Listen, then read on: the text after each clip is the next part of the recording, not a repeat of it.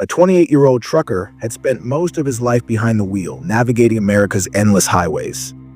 He loved the solitude and freedom his job provided, but one cold November night, as he made his way through the winding roads of the Rockies, that solitude turned into a nightmare.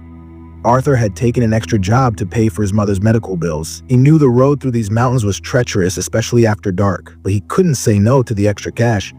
As his rig crawled up the steep incline, snow began to fall, blanketing the road in white. The CB radio crackled with static, and the other truckers were eerily silent. His GPS flickered, losing its signal.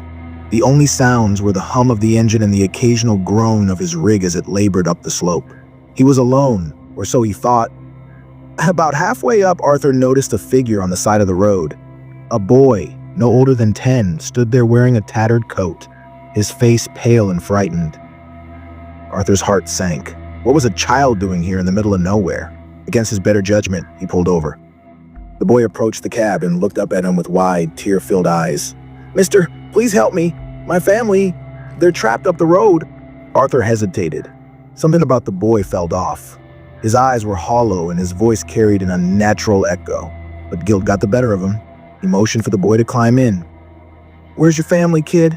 Arthur asked, trying to mask the unease in his voice. The boy pointed up the mountain. "Just keep driving, I'll tell you where to stop." The rig groaned as Arthur pressed on, the snowstorm intensifying.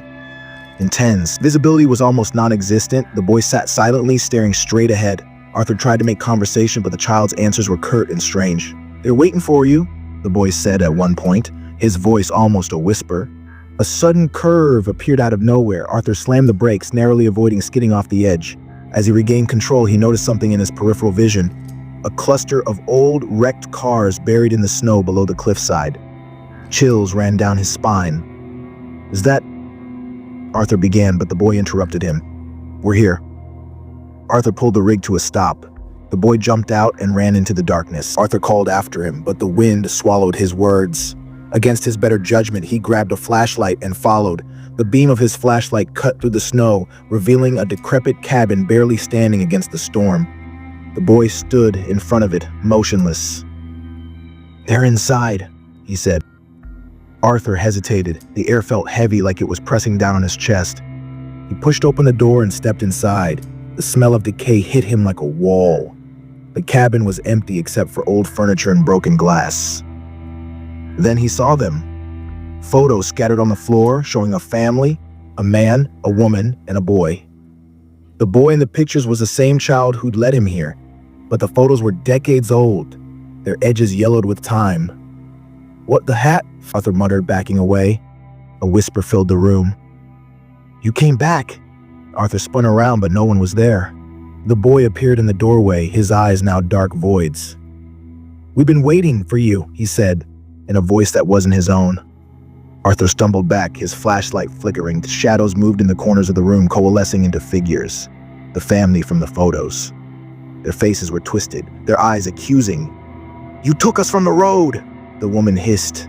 Arthur's breath hitched, memories flooded back. An accident he had caused years ago during his first winter haul. He'd lost control of his truck on the icy mountain road and collided with a car. He'd fled the scene, terrified of losing his job. "You left us to die," the man growled. Arthur fell to his knees, tears streaming down his face. I didn't mean to. I was scared. I'm so sorry." The boy stepped closer, his face softening. "We've waited for you to remember. Now you can join us." The shadows surged toward him. Arthur screamed, but the sound was swallowed by the storm. The next morning, rescue workers found Arthur's truck abandoned on the mountain road. No trace of him was ever found.